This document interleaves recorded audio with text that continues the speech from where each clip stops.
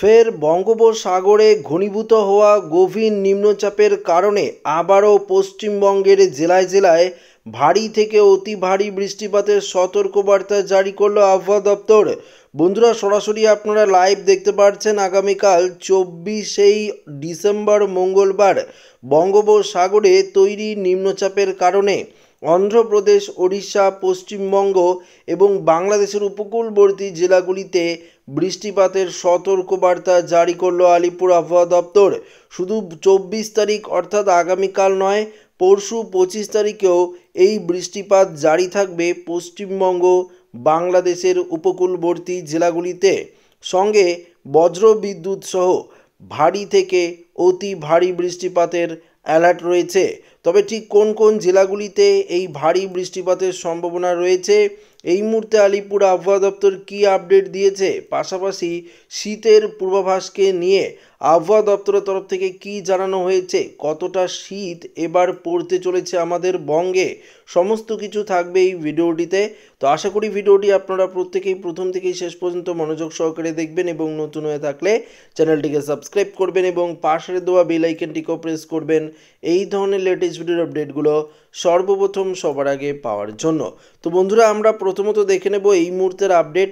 তো এই মুহূর্তে আমরা দেখতে পাচ্ছি বেসিক্যালি পশ্চিমবঙ্গ, বাংলাদেশ, ত্রিপুরা থেকে শুরু করে অসম, উত্তরবঙ্গ থেকে শুরু করে সমস্ত জায়গায়, ওড়িশার দিকেও আকাশ পরিষ্কার রয়েছে। শুধুমাত্র নিম্নচাপের কারণে আমরা দেখতে পাচ্ছি ঘূর্ণিঝড় শক্তির প্রভাবে যে নিম্নচাপটি তৈরি হয়েছে, সেই নিম্নচাপের কারণে ইতিমধ্যেই আমরা দেখতে পাচ্ছি যে অর্থাৎ এদিকে অন্ধ্র উপকূলের দিকে কিছুটা বৃষ্টিপাতের সম্ভাবনা রয়েছে। আজ মাঝরাতে বৃষ্টি কিন্তু খানিকটা আরও বেড়ে যাবে। তারপর ক্রমশ এই নিম্নচাপটি আবারও উপকূলে ধাক্কা খেয়ে এটা কিন্তু ক্রমশ উত্তর বরাবর অগ্রসর হবে, যার জেরে 24 তারিখ মঙ্গলবার অর্থাৎ আগামীকাল বৃষ্টিপাতের সম্ভাবনা রয়েছে বেশি পরিমাণে অন্ধ্রপ্রদেশ, এদিকে ওড়িশা এবং আমাদের পশ্চিমবঙ্গের দিকেও আগামীকাল কিন্তু বৃষ্টি প্রবেশ করতে চলেছে। বিশেষ করে যদি দেখতে পাচ্ছেন চাকদা, বনগাঁ, পান্ডুয়া, চন্দ্রনগর, এদিকে কতুলপুর, আরামবাগ, চন্দ্রকোনা, গোয়ালতর, ঝাড়গ্রাম, চাকুলিয়া, গোপীবল্লভপুর, পাশাপাশি খড়গপুর, বালিচক, কলকাতার আশেপাশে বেশ কয়েকটি জেলায় এই বৃষ্টিপাত চলবে। এদিকে ওড়িশার দিকে দেখতে পারবেন ভদ্রাক, ভুবন, খুনতুনি, ভুবনেশ্বর, পুরী, এদিকে ব্লুগাঁও, ব্রহ্মপুর, পারাদ্বীপ, মোটামুটি এই এলাকায় কিছুটা বৃষ্টি কিন্তু থাকছে। পরবর্তী বিকেলের পর রাতের দিকে ধরুন 7টা থেকে 8টা নাগাদ বৃষ্টির দাপট খানিকটা বাড়বে, সঙ্গে বজ্র বিদ্যুতেরও কিন্তু পূর্বাভাস রয়েছে। যেমনটা আপনাদেরকে বললাম যে পশ্চিমবঙ্গে তো বৃষ্টি থাকছে, পাশাপাশি বৃষ্টি থাকছে বাংলাদেশ, তেমনটা দেখতে পাচ্ছেন বাংলাদেশেও আমরা বৃষ্টি লক্ষ্য করতে পারছি।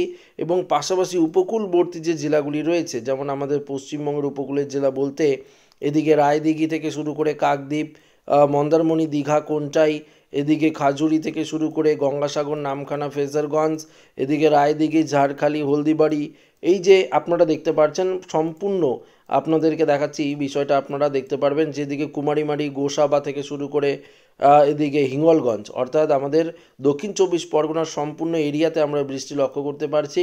পাশাপাশি এই বৃষ্টি থাকছে শ্যামনগর, পাথরঘাটা, মাথাবেরিয়া, এদিকে মিরাজগঞ্জ, কলাপাড়া, এদিকে বাংলাদেশের দিকেও খানিকটা বৃষ্টি কিন্তু আমরা লক্ষ্য করতে পারছি। এবং ত্রিপুরাতে তো এই বৃষ্টি থাকছে, কটক থেকে শুরু করে এদিকে দেখতে পাচ্ছেন গান্ধারপুর থেকে শুরু করে সালেপুর থেকে শুরু করে দেখতে পাচ্ছেন চাইথা, এই যে জায়গাগুলি আপনারা দেখতে পাচ্ছেন, বিশেষ করে পারাদ্বীপ, এদিকে দেখতে পাচ্ছেন কেন্দাপাড়া, ভুবনেশ্বর, এদিকে রয়েছে বিশেষ করে পুরী, কর্ণাটক থেকে শুরু করে এদিকে এই যে জায়গাগুলি রয়েছে, বিশেষ করে ওড়িশার বেশ কয়েকটি জেলা, পাশাপাশি এদিকে দেখতে পাচ্ছি অন্ধ্র উপকূলের বেশ কয়েকটি জেলা, এদিকে মোটামুটি ভালোই বৃষ্টিপাতের সম্ভাবনা রয়েছে এই নিম্নচাপের প্রভাবে। তবে 24-25 তারিখ একটু বেশি বৃষ্টিপাতের সম্ভাবনা আমরা থাকছে দেখতে পাচ্ছি উপকূলবর্তী জেলাগুলিতে। পরবর্তীতে আস্তে আস্তে কিন্তু এই বৃষ্টির দাপট অনেকটাই কিন্তু নিম্নমুখী হবে বা এক ধাক্কায় অনেকটাই কমবে।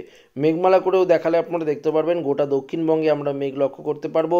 বাংলাদেশের দক্ষিণের জেলা ত্রিপুরাতেও আমরা ভারী দেখতে পাচ্ছি, ভারী থেকে অতি ভারী বৃষ্টির পূর্বাভাস এবং কিছুটা মেঘলা আকাশও কিন্তু আমরা দেখতে পারছি। বিশেষ করে এই বৃষ্টিপাতের ফলে উপকূলবর্তী জেলাগুলিতে যারা কৃষিকাজ করছেন তাদের ক্ষেত্রে কিছুটা ক্ষয়ক্ষতি হতে পারে। তবে বর্ধমানের দিকে এই বৃষ্টিপাতের যে প্রভাব সেটা কিন্তু নেই বললেই চলে। কিছুটা মেঘ মেঘ আকাশ থাকবে, পুরুলিয়া বাঁকুড়ার দিকেও তাই থাকছে, নদিয়ার দিকেও মোটামুটি একই রকম পরিস্থিতি থাকবে। তো বর্ধমানের দিকে যারা কৃষিকাজ করেন তাদের ক্ষেত্রে এটি একটি সুখবর বলতে পারেন যে আপনাদের এখানে বৃষ্টিপাতের যে দাপট সেটা কিন্তু অনেকটাই কম থাকতে চলেছে। তাপমাত্রার ক্ষেত্রে অনেকটাই তাপমাত্রা ঊর্ধ্বমুখী রয়েছে, দিনের রাতের দুটোর ক্ষেত্রেই অনেকটাই ঊর্ধ্বমুখী হয়েছে। আগামী কয়েকদিন একই রকম তাপমাত্রা থাকবে, কোনো পরিবর্তন নেই। পরবর্তীতে 28-29 তারিখের পর থেকেই কিছুটা তাপমাত্রা নিম্নমুখী হওয়ার সম্ভাবনা রয়েছে। পরবর্তী জানুয়ারির 1 তারিখে তাপমাত্রা দক্ষিণবঙ্গে প্রায় 20-21 ডিগ্রি সেলসিয়াসে চলে আসবে। উত্তরবঙ্গের তাপমাত্রাও 17-18 ডিগ্রি সেলসিয়াসে চলে আসার সম্ভাবনা রয়েছে, সেটা কিন্তু দিনের। রাত্রে অবশ্যই আরও তাপমাত্রা নিম্নমুখী হওয়ার সম্ভাবনা। এবার আপনাদেরকে সরাসরি আমরা দেখিয়ে দেবো আবারও বায়ুর মোডে গিয়ে যে এই মুহূর্তে যে পরিস্থিতি, অর্থাৎ ঘূর্ণাবর্তের যে পরিস্থিতি সেটা রয়েছে আমরা দেখতে পাচ্ছি। তামিলনাড়ু অন্ধ্র উপকূলের দিকে রয়েছে, ক্রমশ 24 তারিখে এটা একদম আস্তে আস্তে তামিলনাড়ু অন্ধ্র উপকূলের দিকে গিয়ে 25 বা 26 তারিখে এটা কিন্তু একদম বিলীন হয়ে যাওয়ার সম্ভাবনা রয়েছে। আপাতত কোনো ঘূর্ণিঝড়ের পূর্বাভাস নেই বঙ্গোপসাগরে, একদম পরিষ্কার আকাশ আমরা লক্ষ্য করতে পারবো। আগামী কয়েকদিন কোনো রকম বৃষ্টিপাতের সম্ভাবনা কিন্তু নেই বললেই চলে। শুধুমাত্র আগামীকাল এবং পরশু কিছুটা বৃষ্টিপাতের সম্ভাবনা রয়েছে, যেটা পার হলে পরবর্তীতে মোটামুটি আকাশ কিন্তু পরিষ্কারই থাকবে, অর্থাৎ সম্পূর্ণ মেঘমুক্ত থাকবে। অন্যদিকে দক্ষিণ চীন সাগরে রয়েছে আরেকটি ঘূর্ণিঝড়ের সিস্টেম। দেখতে পাচ্ছেন যে এই জায়গায় তৈরি হচ্ছে ঘূর্ণিঝড়ের সিস্টেম, যেটি ক্রমশ আস্তে আস্তে যদি এদিকে বঙ্গোপসাগরে প্রবেশ করে দক্ষিণ চীন সাগর থেকে, তাহলে কিন্তু নতুন বছরের প্রথম সপ্তাহতেই আরেকটি কিন্তু নিম্নচাপ বা ঘূর্ণিঝড়ের মতন সম্ভাবনা রয়েছে।